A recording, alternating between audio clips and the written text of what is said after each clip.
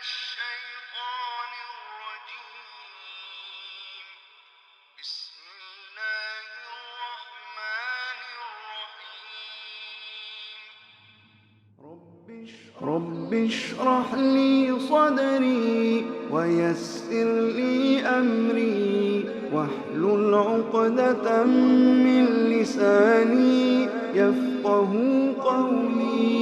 رب اشرح لي صدري ويسر لي أمري واحلل عقدة من لساني يفقه قولي.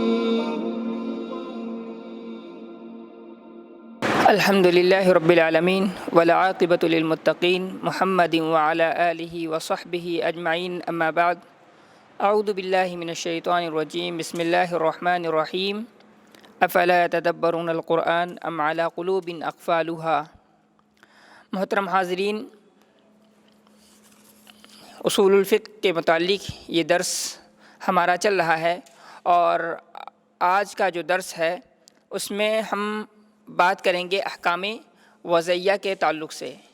اس سے پہلے ہم نے احکام تکلیفیہ کے بارے میں گفتگو کی تھی کہ احکام تکلیفیہ کیا ہے، اس کا معنی اور مفہوم کیا ہے، اور اس میں کون کون سی چیزیں آتی ہیں، پھر یہ کہ مکلف کون ہے، مکلف کی کیا شرطیں ہیں، اور پھر کہ وہ اعمال جس کو مکلف کیا جاتا ہے کسی بندے کو، تو وہ کون کون سے اعمال ہیں، اس کی کیا شروط ہیں، اس کے متعلق بات ہوئی تھی۔ اب ہم آگے بڑھتے ہیں، اور آج کا ہمارا جو درس ہے وہ احکام وضعیہ کے متعلق ہے، یعنی احکام وضعیہ۔ ہم نے پہلے ہی بتایا تھا کہ احکام کی دو قسمیں ہیں، ایک قسم احکام تکلیفیہ اور دوسری قسم ہے احکام وضعیہ۔ تو احکام وضعیہ کیا ہے، یا الحکم الوضعی کسے کہتے ہیں، اس کے بارے میں ہم جانیں گے۔ حکم الوضعی کی جو تعریف علماء نے بیان کی ہے اصول الفقہ کے اندر، وہ یہ ہے: ہوا خطاب اللہ بجعل الشیء سببا او شرطا او مانعا او صحیحا او فاسدا، یعنی کہہ رہے ہیں کہ کتاب و سنت کی وہ تعلیمات جو بندے کو کسی اعمال کا مکلف کرتی ہیں، کتاب و سنت کی وہ تعلیمات یا وہ نصوص جو بندے کو کسی اعمال کا مکلف کرتی ہیں، بجعل الشیء سببا، کسی چیز کو شرط قرار دے کر کے کہ آپ یہ عمل کرنا ہے، اس کے یہ شرائط ہیں یا یہ اسباب ہیں، یہ چیزیں پائی جائیں گی تو یہ نہیں ہوگا، یہ چیزیں اس میں پائی جائیں گی تو آپ کی عبادت صحیح ہوگی، اگر یہ چیزیں نہیں پائی جا رہی تو آپ کی عبادت مقبول نہیں ہوگی۔ تو اس طریقے کی، تو اس کو کیا کہا گیا؟ احکام وضعیہ۔ احکام وضعیہ کا مطلب یہ ہے کہ یہ وہ احکام جس کا کتاب و سنت میں اشارہ موجود ہوتا ہے، یعنی احکام وضعیہ سے لوگ یہ نہ سمجھیں کہ یہ بذات خود اس کو ایجاد کر لیا گیا ہے، بنا لیا گیا ہے یا گڑھ لیا گیا ہے، بلکہ اس کا کتاب و سنت سے ثبوت ملتا ہے، اس کی صراحت بھی وہاں موجود ہوتی ہے، لیکن احکام تکلیفیہ سے اس کا تعلق ذرا ہٹ کر کے ہوتا ہے، یعنی احکام تکلیفیہ سے اس کا تعلق نہیں ہوتا، یہ دوسرا ایک حکم ہے، اور یہ حکم سبب کی شکل میں بھی پایا جا سکتا ہے، شروط کی شکل میں بھی پایا جا سکتا ہے، معنی کی شکل میں بھی پایا جا سکتا ہے، علت کی شکل میں بھی پایا جا سکتا ہے۔ تو اس کو احکام وضعیہ کہتے ہیں۔ احکام وضعیہ یہ وہ احکام ہیں، یعنی جیسے اللہ تعالیٰ یا کتاب و سنت کی تعلیمات ہیں یا نصوص ہیں جو بندے کو کسی کام کا مکلف کرتی ہیں، تو کچھ شروط مقرر کرتی ہیں، کچھ احکام مرتب کرتی ہیں، کچھ سبب اور کچھ معنی کو بتلاتی ہیں، تو وہ ساری کی ساری چیزیں کس میں آتی ہیں؟ احکام وضعیہ میں ہوتی ہیں۔ چونکہ کتاب و سنت کی تعلیمات کو رکھ کر کے علماء نے ان احکام کو باقاعدہ وضع کیا ہے، ایک نام دیا ہے، اس وجہ سے اس کو احکام وضعیہ کہتے ہیں۔ تو سب سے پہلے ہمارے پاس اس کی کئی قسمیں ہیں، کچھ تو تعریف میں اشارہ کیا گیا ہے، اور بتفصیل ہم لوگ جانیں گے کہ احکام وضعیہ میں کیا کیا چیزیں آتی ہیں اور کیا کیا چیزیں نہیں آتی ہیں۔ سب سے پہلے ہم جانیں گے علت۔ علت کسے کہتے ہیں؟ علت کے متعدد معنی ہے اور متعدد مفہوم ہے۔ علت کا مطلب ہوتا ہے مرض کے، سبب کے۔ بعض علماء نے علت اور سبب کو ایک قرار دیا ہے، لیکن بہت سارے فقہا نے علت کو اور یا اصولیین نے علت اور سبب کو دونوں کو الگ الگ کیا ہے. اسی لیے جب میں تفصیل بیان کرنے لگوں گا آگے تو علت اور سبب ان دونوں میں آپ کو بہت زیادہ یکسانیت نظر آئے گی دونوں تعریفات میں. یعنی علت کی جو تعریفات بیان کی جائیں گی اس میں بھی، اور جو سبب کی جو تعریفات ہیں یا اس کے جو معنی ہے اس میں بھی بیان کیے جائیں گے، تو بہت ساری جگہوں پر آپ کو مماثلت نظر آئے گی. کیوں؟ انہی مماثلت کی بنیاد پر بہت سارے علماء نے یا اصولیین نے دونوں کو ایک قرار دیا ہے. تو علت یہ کئی معنی کے لیے آتا ہے.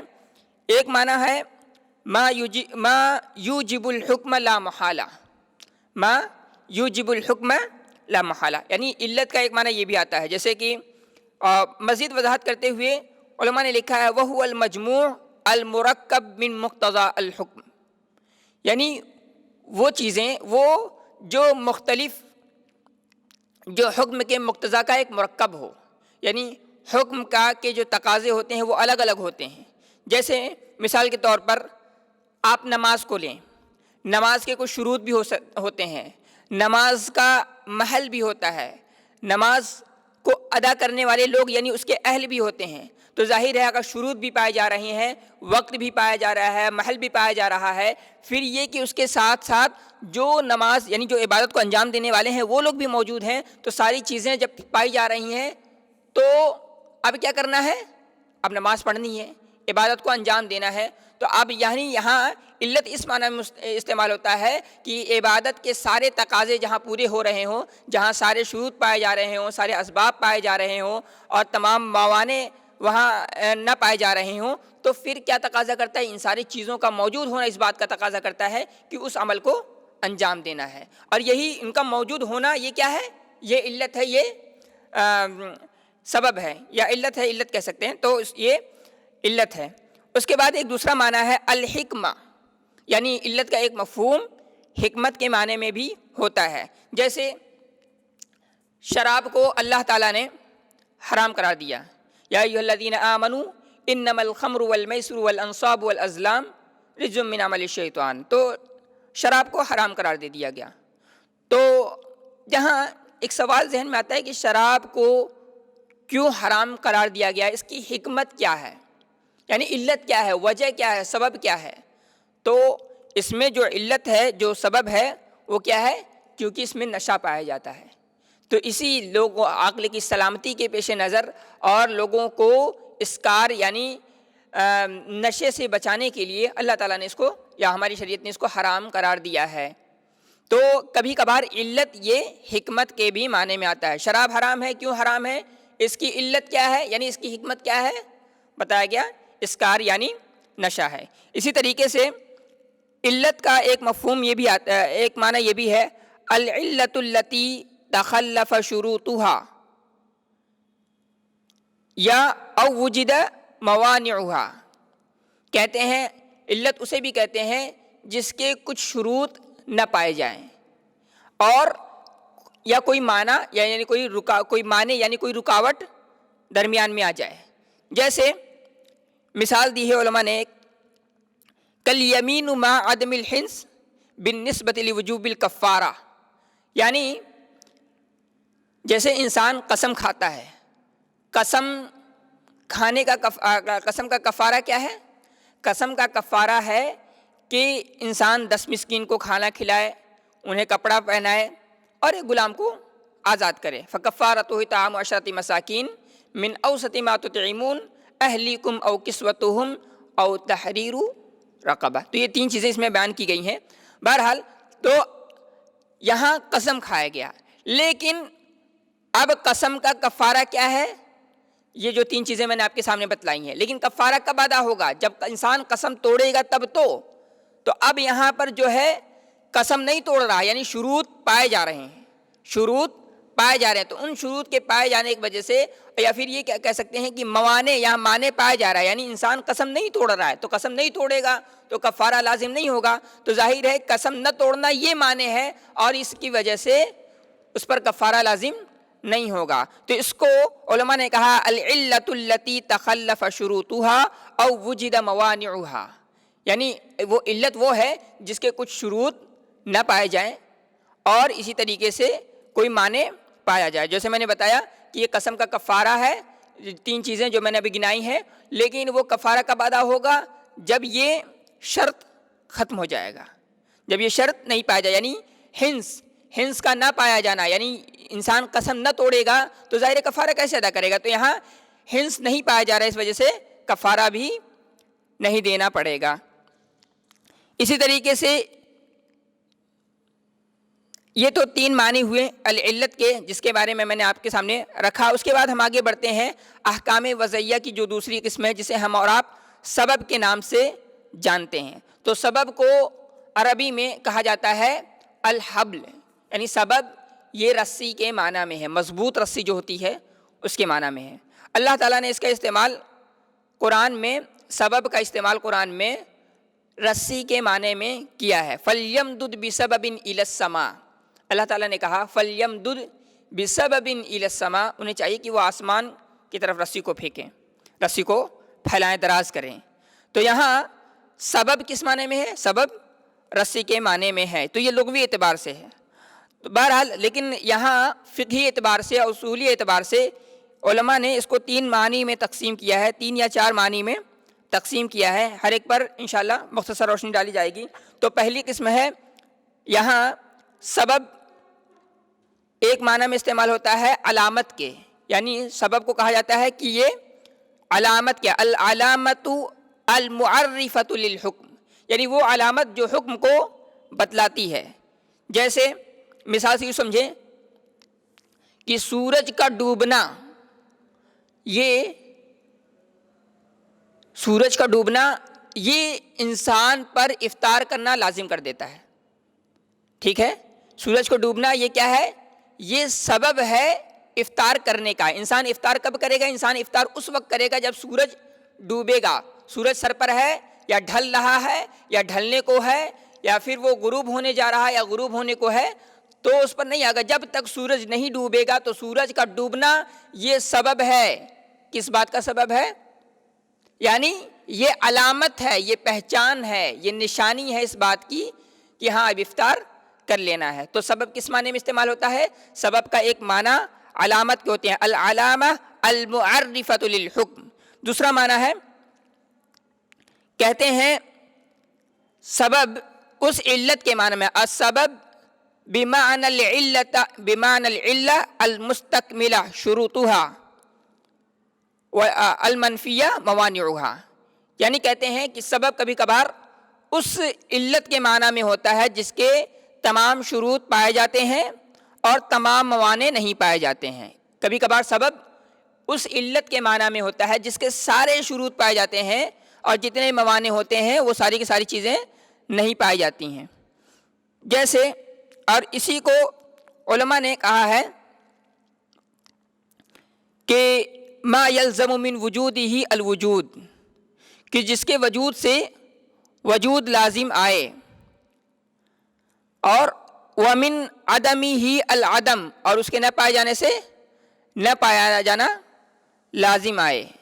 یہ علماء نے تعریف کی ہے۔ اس کی مثال جیسے یہاں یوں دی گئی ہے، السرقہ اذا لم تتوفر فیہ شروط، یعنی کہتے ہیں کہ علت یعنی سبب کبھی کبھار اس علت کے معنی میں پایا جاتا ہے جس کے سارے شروط موجود ہوتے ہیں، متوفر ہوتے ہیں، اور تمام موانع کی نفی کی جاتی ہے، تمام موانع نہیں پائے جاتے ہیں، یعنی تمام رکاوٹیں نہیں پائی جاتی ہیں۔ جیسے چوری ہے، چوری کوئی کر رہا ہے تو چوری کرنے کے کچھ شروط ہیں، کچھ موانع ہیں، یعنی انسان چوری کرتا ہے تو ظاہر ہے اس پر حد لازم ہوگا، تو حد لازم ہونے کے کچھ شروط ہیں۔ کب شروط، کیا شروط ہیں؟ ایک تو یہ کہ وہ محفوظ مقام سے چرایا گیا ہو، پھر یہ کہ وہ اس کا جو ہے وہ ربع دینار کے برابر ہو، یعنی چوتھائی دینار کے برابر اس کی قیمت ہو۔ تو اس طریقے کے کچھ اور شروط بھی بیان کیے گئے ہیں۔ تو اگر یہ کہ یہ شروط پائے جائیں گے اور تمام موانع یعنی کوئی بھی رکاوٹ نہیں پائی جائے گی یا کوئی شبہہ پایا جا رہا ہے، تو ان شبہات کی بنیاد پر یا ان رکاوٹوں کی بنیاد پر اس پر حکم لاگو نہیں ہوگا۔ یعنی اگر انسان چوری کرتا ہے، وہ محفوظ مقام سے چوری کرتا ہے، اس کا عقل اور دماغ سب کچھ ٹھیک ٹھاک ہے، پھر یہ کہ کوئی معنی یا کوئی سبب ہی نہیں پایا جا رہا تھا، تو ان تمام چیزوں کو دیکھنے کے باوجود ان پر حکم لگایا جائے گا کہ اس کے ہاتھ کو کاٹ دیا جائے۔ تو یہ اس کو کہتے ہیں کبھی کبھار سبب اس علت کے معنی میں ہوتا ہے جس کے سارے شروط پائے جاتے ہیں اور تمام کے تمام موانع کی نفی کی جاتی ہے۔ اس کے بعد ہم آگے بڑھتے ہیں، سبب کبھی کبھار اس علت کے معنی میں ہوتا ہے جس کے کچھ شروط چھوٹ جاتے ہیں، جس کے کچھ شروط نہیں پائے جاتے ہیں۔ جیسے انسان نصاب کا مالک ہوگا تو زکوٰۃ دے گا، انسان اگر نصاب کا مالک ہوگا تو زکوٰۃ دے گا۔ ظاہر ہے اگر وہ نصاب کا مالک نہیں ہوگا تو زکوٰۃ نہیں دے گا۔ تو نصاب کا مالک ہونا یعنی مال کا نصاب تک پہنچنا یہ شرط ہے، یہ شرط ہے اور یہ نہیں، یہ سبب ہے۔ اگر یہ نہیں پایا جا رہا ہے تو پھر اس میں زکوٰۃ نہیں دی جائے گی۔ اس کو کہتے ہیں العلۃ مع تخلف شروطها۔ اس کے بعد چوتھا معنی جو سبب کا علماء نے بیان کیا ہے، کہتے ہیں ما یقابل المباشر، یعنی سبب اس کو کہتے ہیں جو مباشر کے یعنی جو براہ راست کام کرنے والا ہے اس کے مقابل میں ہو، اس کے بالکل برابر میں ہو۔ اس کو مثال سے یوں سمجھیں، جیسے کسی نے کسی کو مقرر کر دیا کہ تم کو فلاں کو جا کر کے قتل کرنا ہے، کسی نے کسی کو مارنے کی سپاری دے دیا تو اس سے کہا کہ تم کو فلاں کو جا کر کے مارنا ہے، تو انسان اب جس کو مکلف کیا گیا ہے کہ وہ فلاں کو جا کر کے مارے گا، تو اگر وہ اسے مار دیتا ہے تو ظاہر ہے کون مکلف ہوگا؟ تو اس میں جو مار رہا ہوتا ہے وہ مباشر ہوگا اور سامنے والا کیا ہوگا، اور جو مارنے کی سبب ہے وہ جو مارنے کا سبب ہے اسی کو ما یقابل المباشر کہا جاتا ہے۔ اور پھر یہ کہ سبب کون ہے، مسبب کون ہے، وہ شخص، سبب کون بن رہا ہے، وہ جو دیا گیا ہے۔ پھر یہ کہ سامنے والا سبب، مسبب، یعنی ایک تو وہ سبب بنا، دوسرا یہ کہ مسبب، تیسری چیز یہ کہ مباشر جو قتل کر رہا ہے، اور قتل کرنا یہ کیا بن رہا ہے، سبب بن رہا ہے، قتل کرنا سبب۔ یعنی انسان کو مکلف کیا گیا کہ وہ تمہیں جا کر کے کسی دوسرے کو قتل کرنا ہے، تو جو قتل جس نے متعین کیا ہے وہ مسبب ہوا، اور جو قتل کرنے والا ہے وہ مباشر ہوا، اور جو وہ اس کا قتل کرنا یہ کیا ہوا، یہ سبب ہوا، اور پھر کہ جس کو قتل کیا جا رہا ہے وہ کیا ہوا، مسبب ہوا۔ تو ما یقابل المباشر یعنی جو براہ راست کام کو انجام دیتا ہے اس کے جو مقابل میں جو چیز ہے اس کو کیا کہتے ہیں، اس کو سبب کے معنی میں استعمال کرتے ہیں، اس کو العلۃ ما یقابل المباشر کہا جاتا ہے فقہا کی زبان میں، اصولیین کی زبان میں۔ تو یہاں مباشر کون ہے، وہ شخص جو قتل کر رہا ہے، اس کے مقابل میں کیا ہے، قتل۔ تو قتل کیا ہے، یہ سبب بن رہا ہے، یعنی انسان اگر جس نے قتل کیا دیا ہے، اگرچہ اس کو سپاری دی گئی ہے کسی کو مارنے کو، تو جو قتل کر رہا ہے وہی اسی کو قتل کیا جائے گا، وہی اس کا تاوان بھرے گا، وہی اس کی بھرپائی کرے گا۔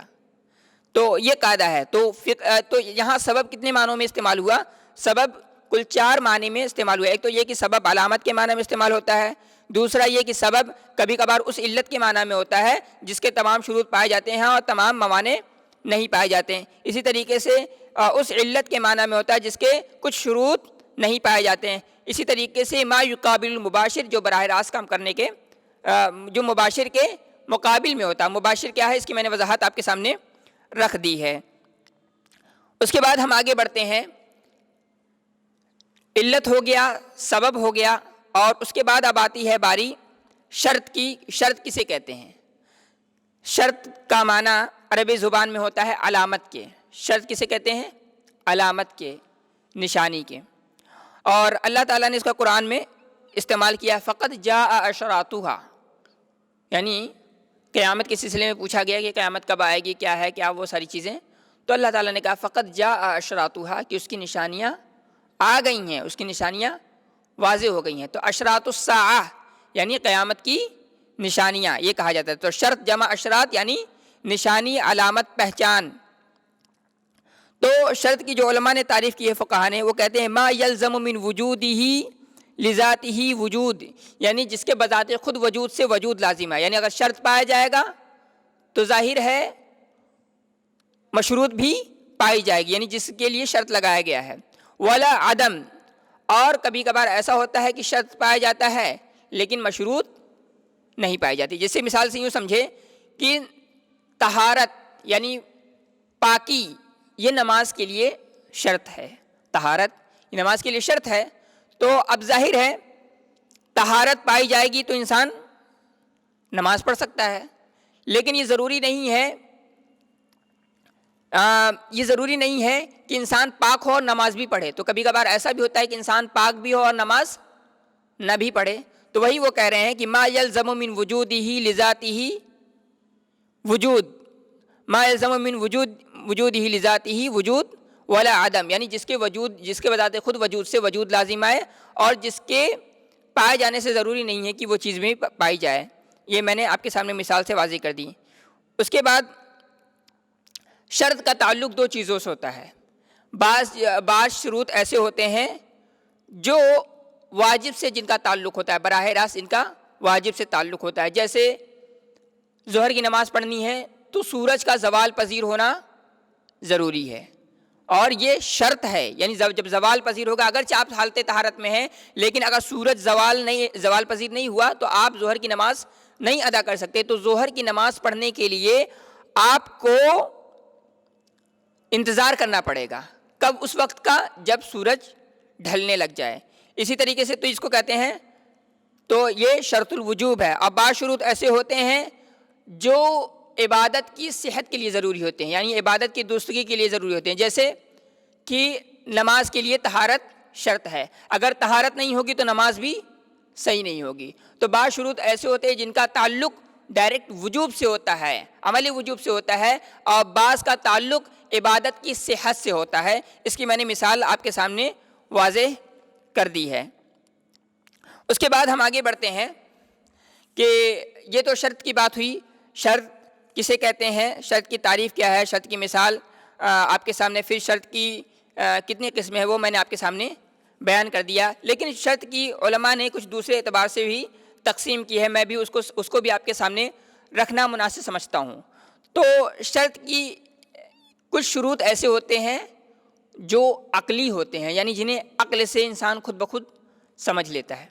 جیسے علماء نے مثال بیان کی ہے الحیات للعلم، یعنی زندگی، انسان اگر زندہ ہے تو تعلیم حاصل کرے گا. یعنی زندہ رہنا یہ کیا ہے، یہ شرط ہے تعلیم حاصل کرنے کے لیے. ظاہر ہے انسان اگر زندہ نہیں ہے تو وہ تعلیم حاصل کیسے کرے گا یا عبادت کو انجام کیسے دے گا. تو زندہ رہنا یہ شرط ہے کس چیز کے لیے، کسی بھی عمل کو انجام دینے کے لیے. تو اس کو کہتے ہیں الشرط العقلی. اسی طریقے سے الشرط الشرعی، یعنی بعض شروط ایسے ہوتے ہیں جس کو شریعت متعین کرتے ہیں. جیسے الطہارۃ للصلاۃ، یعنی نماز پڑھنی ہے آپ کو تو اس کے لیے پاک رہنا ضروری ہے. پاک رہنا یہ شرط ہے، پاکی شرط ہے کس کے لیے، نماز کے لیے. اسی طریقے سے بعض شروط ایسے ہوتے ہیں جو لغوی ہوتے ہیں، یعنی زبان کے اعتبار سے اس کو سمجھا جاتا ہے. جیسے وہ ان دخلت کہتے ہیں، جیسے کوئی کہے اپنی بیوی سے ان دخلت الدار فانت طالق، کہ اگر تو گھر میں داخل ہوئی تو تجھے طلاق. تو ظاہر ہے یہ زبان سے ہی، یہ عربی زبان کا جو اسلوب ہے، جو عربی زبان سے واقف ہیں، کوئی بھی اس کو سمجھے گا تو اس میں شریعت کی طرف جانے یا احکام وغیرہ کے تعلق سے تو رجوع کرنے کی ضرورت نہیں پڑے گی.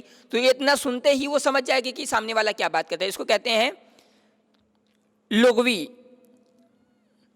اس کو کیا کہتے ہیں، لغوی. الشرط اللغوی، جیسے اس میں علماء نے مثال دی ان دخلت الدار، اگر تو گھر میں داخل ہوگی تو تمہیں طلاق. اسی طریقے سے ایک شرط ہوتے ہیں الشرط العادی، یعنی جس کو عادتاً جانا جاتا ہے.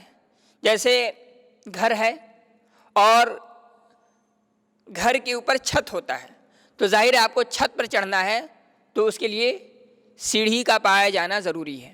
سیڑھی کا پایا جانا ضروری ہے، یعنی سیڑھی شرط ہے چھت پر چڑھنے کے لیے. علماء نے مثال دی وجود السلم للصعود الى السقف، یعنی چھت پر چڑھنے کے لیے سیڑھی کا وجود ہونا، سیڑھی کا پایا جانا، یہ کیا ہے، شرط ہے. تو شرط کی علماء نے یہ ایک دوسری تقسیم کی ہے.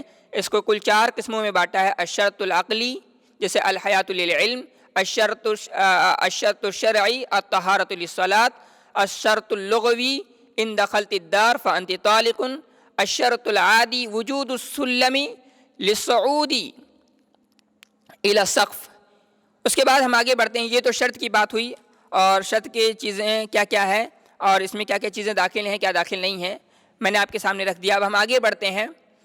مانع یعنی احکام وضعیہ میں سے ایک قسم یہ ہے کہ مانع کسے کہتے ہیں.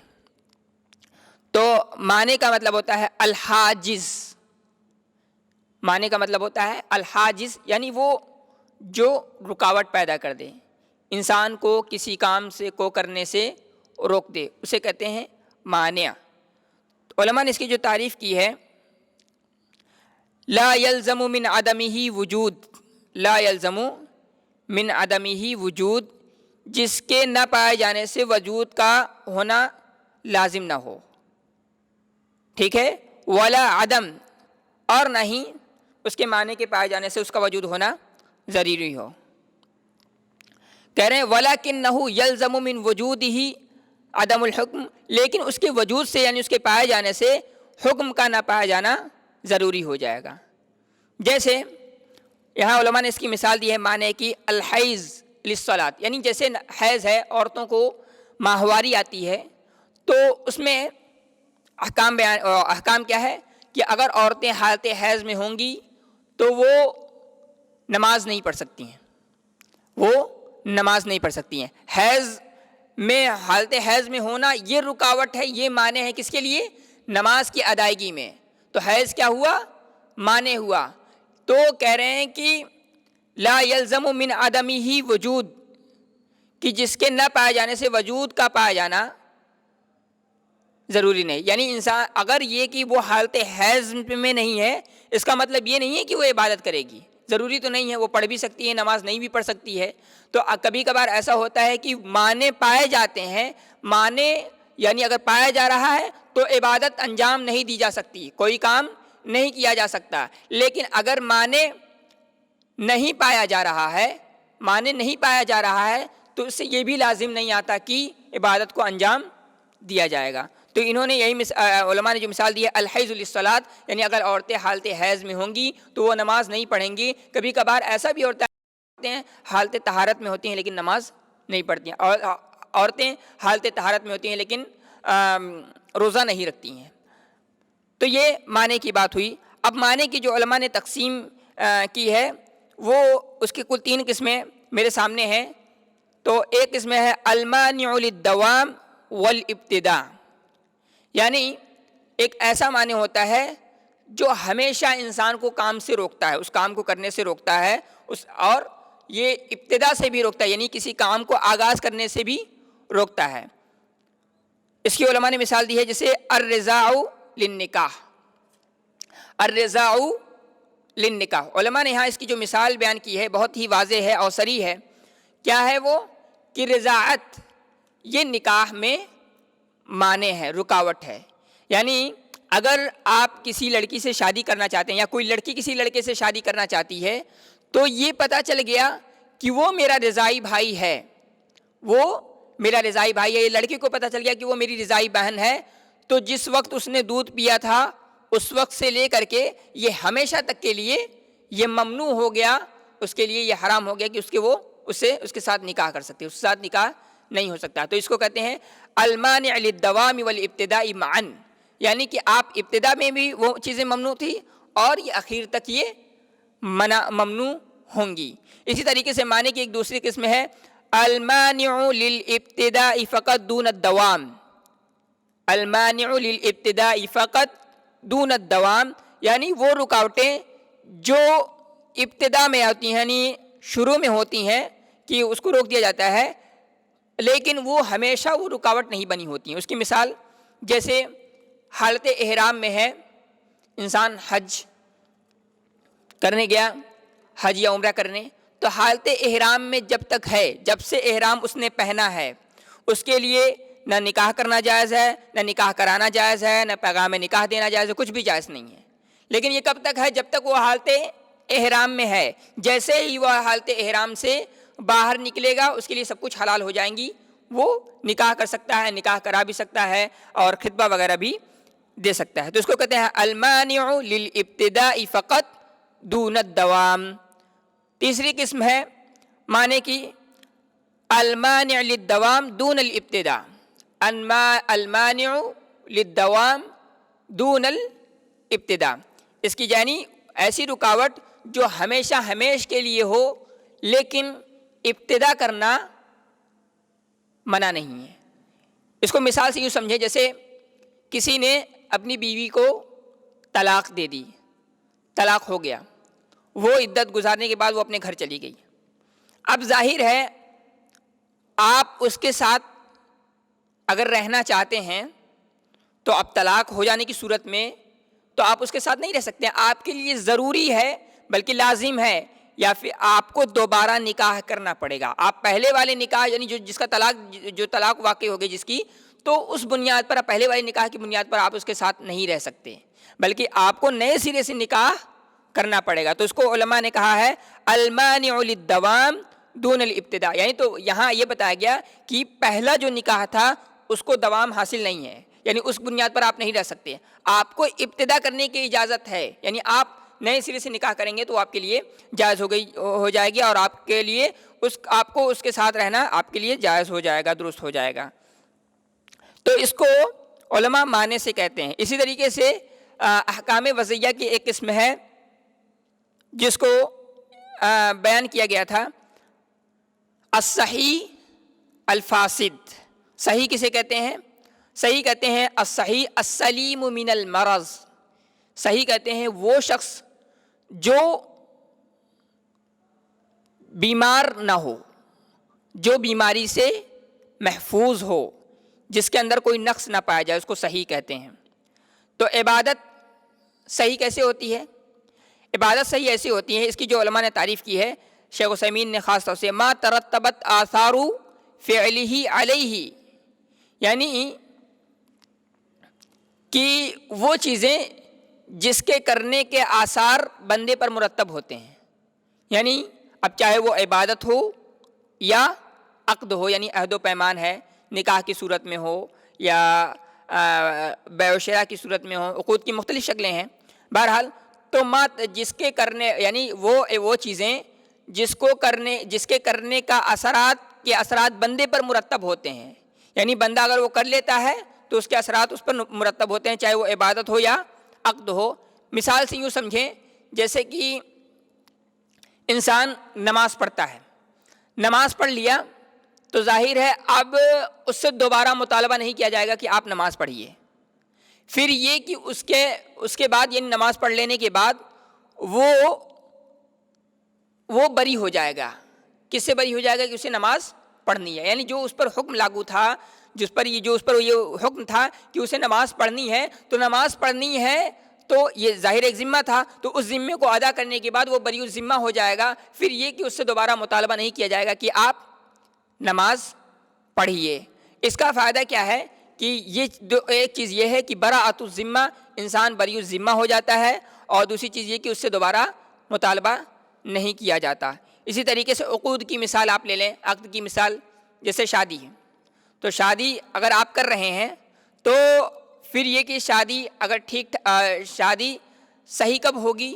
جب اس میں سارے شروط، تمام ساری چیزیں اس میں پائی جائیں گی، اور ولی بھی ہے، ساری چیزیں، اور جو اس کے احکام ہیں وہ ساری چیزیں اس میں پائے جا رہے ہیں، اس کو اصول ضابطوں کے مطابق ہو رہا ہے۔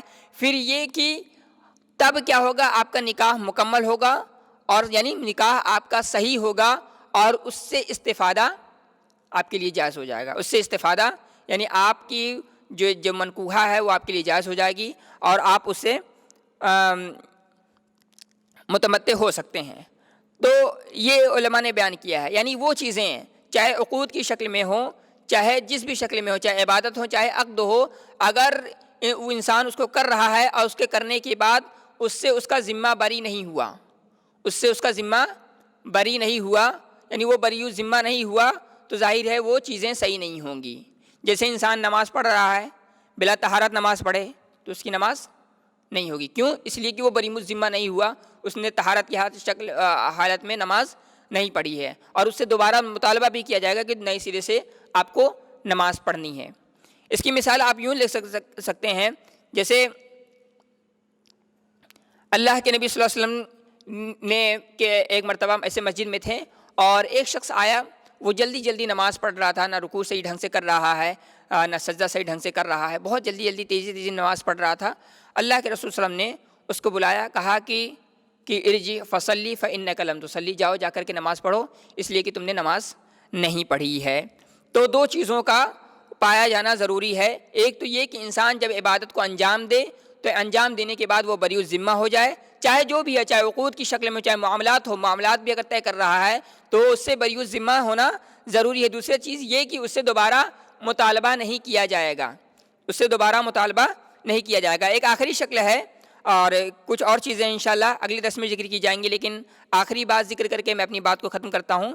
تو الصحیح کے بعد دوسری چیز آتی ہے، اس کے بعد اس کی ضد، اس کے بالکل مخالف الفاسد، یہ صحیح کے مخالف ہے، اس کو کہتے ہیں الذاہب ضیاعا و خسرا، یعنی وہ چیزیں، فاسد اسے کہتے ہیں جو چیز ضائع ہو جاتی ہے، بیکار ہو جاتی ہے۔ علماء نے اس کی تعریف کیا کی ہے؟ علماء نے اس کی تعریف یہ کی ہے، ما لا يترتب آثار فعلہ علیہ، یعنی وہ چیزیں جس کے کرنے کے آثار بندے پر مرتب نہیں ہوتے ہیں، اب چاہے وہ عبادت ہو یا عقد ہو، اب چاہے وہ عبادت ہو یا عقد ہو۔ میں نے مثال بیان کی آپ کے پاس، جو مسیء الصلاۃ کی جو حدیث تھی اس کا اختصار آپ کے سامنے رکھا ہے کہ اس نے صحیح طور پر عبادت کو انجام نہیں دیا تھا، تو اللہ کے نبی صلی اللہ علیہ وسلم نے اس سے کہا کہ جاؤ تم دوبارہ نئے سرے سے نماز پڑھو، اس لیے کہ تم نے نماز نہیں پڑھی تھی۔ تو الفاسد میں کیا ہوتا ہے؟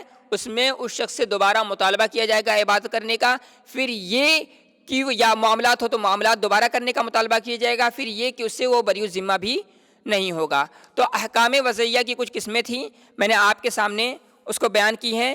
ایک تو یہ ہے کہ علت، دوسرا یہ ہے کہ سبب، تیسرا یہ ہے کہ شرط، چوتھا مانع، اور پانچواں ہے الصحیح، اور چھٹا ہے الفاسد، اور کچھ چیزیں رہ گئیں انشاءاللہ تعالی، اس کا بعد میں ذکر آئے گا۔